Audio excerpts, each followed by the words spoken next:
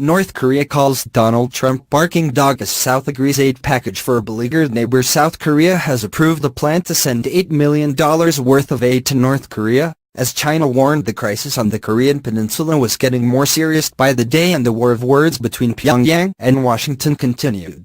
North Korea's foreign minister likened U.S. President Donald Trump to a barking dog on Thursday, after Trump warned he would totally destroy the North if it threatened the United States and its allies. Chinese Foreign Minister Wang Yi said the situation on the Korean peninsula was getting more serious by the day and could not be allowed to spin out of control. "We call on all parties to be calmer than calm and not let the situation escalate out of control," Wang said, according to a report from the state-run China News Service on Thursday. Meeting separately with his South Korean counterpart, Kang Kyung-ha, Wang reiterated a call for South Korea to remove the U.S.-built THAAD anti-missile system, which China says is a threat to its own security.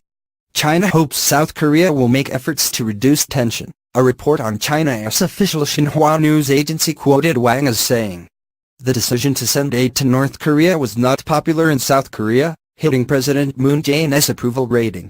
It also raised concerns in Japan and the United States, and followed new UN sanctions against North Korea over its sixth nuclear test earlier this month."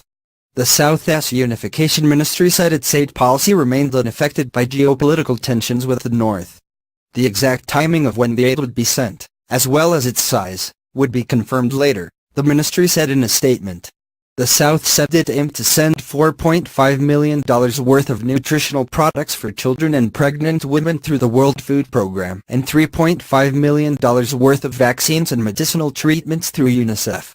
"We have consistently said we would pursue humanitarian aid for North Korea in consideration of the poor conditions children and pregnant women are in there, apart from political issues," said Unification Minister Cho Myong-yeon. UNICEF's regional director for East Asia and the Pacific Karen Hulshoff said in a statement before the decision the problems North Korean children face are all too real. "Today, we estimate that around 200,000 children are affected by acute malnutrition, heightening their risk of death and increasing rates of stunting," Hulshoff said. "Food and essential medicines and equipment to treat young children are in short supply," she said. The last time the South had sent aid to the North was in December 2015 through the United Nations Population Fund (UNFPA) under ex-President Park Geun-hye. South Korea's efforts aimed at fresh aid for North Korea dragged down Moon's approval rating. Barometer, a South Korean polling organization, said on Thursday Moon's approval rating stood at 65.7%, weakening for a fourth straight month. Although the approval rate is still high, those surveyed said Moon had fallen out of favor due to North Korea's continued provocations in the government's decision to consider sending aid to North Korea, Barometer said. Moon will meet Japan's Prime Minister Shinzo Abe and Trump later on Thursday on the sidelines of the UN General Assembly, where North Korea was expected to be the core agenda item. In an address on Tuesday, Trump escalated his standoff with North Korea over its nuclear challenge, threatening to totally destroy the country of 26 million people if the North threatened the United States and its allies.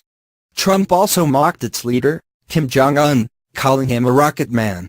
North Korea's Foreign Minister Rhode Island Young-ho called Trump's comments the sounds of a dog barking. "There is a saying that goes, even when dogs bark, the parade goes on," Rhode Island said in televised remarks to reporters in front of a hotel near the UN headquarters in New York. "If Trump was thinking about surprising us with dog barking sounds, then he is clearly dreaming," he said.